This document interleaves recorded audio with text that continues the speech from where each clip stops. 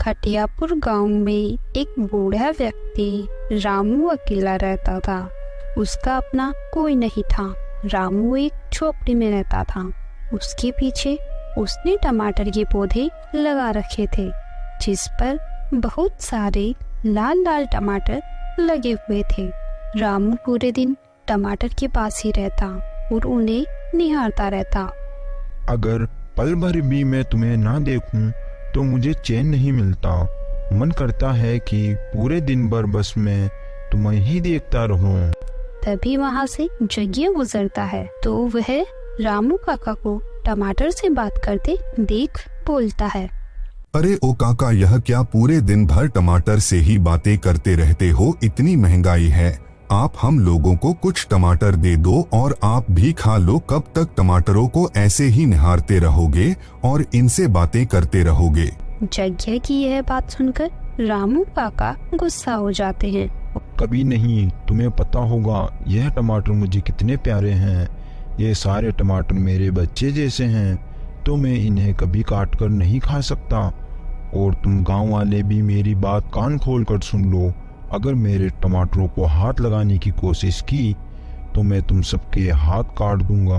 और चले जाओ यहाँ से, दोबारा कभी मेरे टमाटर के आसपास दिखाई मत देना। काका की यह बात सुनकर जग्गिया वहाँ से चला जाता है और काका को भी टमाटर से बातें करते करते रात हो जाती है। फिर वह अपनी झोपड़ी में जाकर सो जाते हैं। अगले दिन सुबह होते ही काका जल्दी से उठकर टमाटर के पौधों को पानी देने के लिए जाते हैं तो उनकी नजर टमाटरों पर जाती है। यह क्या? यह टमाटर आज कम क्यों दिखाई दे रहे हैं? कल उस जगह टमाटर थे पर आज वो जगह खाली है। इसका मतलब रात में कोई मेरे टमाटर चुरा कर ले गया है। रामू काका ने कम टमाटर देखकर बहुत दुखी होते हैं। फिर वह दुखी होकर अपने घर की ओर जा रहे होते हैं और एक पत्थर से टकराकर नीचे गिर जाते हैं, जिससे उनके सर पर चोट आने की वजह से उनकी मृत्यु हो जाती है और वह एक भूत बन जाते हैं और बोलते हैं, मैं मर गया। मैं कैसे मर सकता हूँ? यह नहीं हो सकता। मेरे टमाटर, मेरे प्यारे प्यारे छोटे टमाटर मेरे बिना कैसे रहेंगे?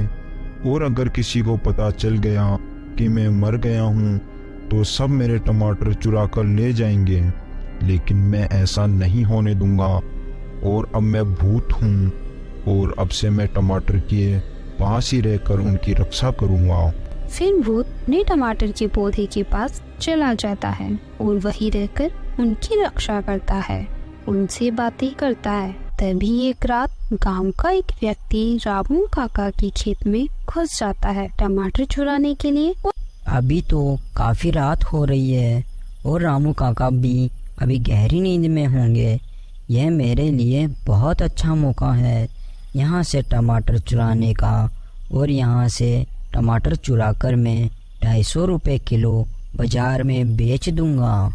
चलो ठीक है, अब इससे पहले रामू काका उठे उससे पहले मैं यहाँ से टमाटर तोड़कर चला जाता हूँ। जैसे ही वो व्यक्ति टमाटर के पौधे के पास आता है, वहाँ पर रामू का भूत आ जाता है और उसे पकड़ लेते हैं। तेरी इतनी हिम्मत, तू मेरे टमाटर चुराएगा? और मुझे तो लगता है कि पहले वाले टमाटर भी तूने ही चुराए हैं। तुझे पता है ना चोरी करना कितना बड़ा पाप है। अब इसकी सजा तो तुझे भुगतनी ही पड़ेगी। न बोलकर रामू काका का भूत उस व्यक्ति के दोनों हाथ तोड़ देते हैं तो वह व्यक्ति वहाँ से चिल्लाता हुआ भाग जाता है। और अगले दिन सुबह गांव के सभी लोगों को सारी घटना के बारे में बता देता है। और उधर रामू काका की पड़ोसन की बहू सुनीता टमाटर लेने के लिए वहाँ आ जाती है। रामू काका कहाँ हो आप? मुझे कुछ टमाटर चाहिए तो आप मुझे कुछ टमाटर दे दीजिए। पर वहाँ सुनीता को कोई दिखाई नहीं देता। लगता है काका कहीं बाहर गए हुए हैं। क्यों ना मैं खुद ही कुछ टमाटर तोड़ लूं। न बोलकर सुनीता एक टमाटर तोड़ लेती है। तभी वहाँ रामू काका का भूत आ जाता है तेरी हिम्मत कैसे हुई मेरे यह टमाटर चोरी करने की? पर यह तो मेरे रामू काका के टमाटर है और मैं कितने भी टमाटर लूं वो मुझे कुछ नहीं बोलते। मैं ही रामू काका हूँ, ज्यादा झूठ मत बोल तू। मेरे टमाटर लेकर जाएगी यहाँ से? रुक तू, अभी मैं तुझे बताता हूँ। रामू काका का भूत सुनीता के हाथ तोड़ने ही वाला था, तभी वहाँ बाकी गांव वाले आ जाते हैं।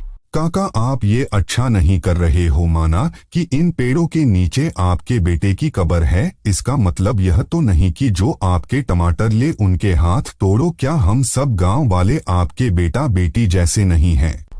गांव वालों की यह बात सुनकर रामू काका का भूत दुखी हो जाता है और बोलता है, लगता है तुम सब सही कह रहे हो और शायद मैं मेरी इन हरकतों की वजह से ही मरा हूँ।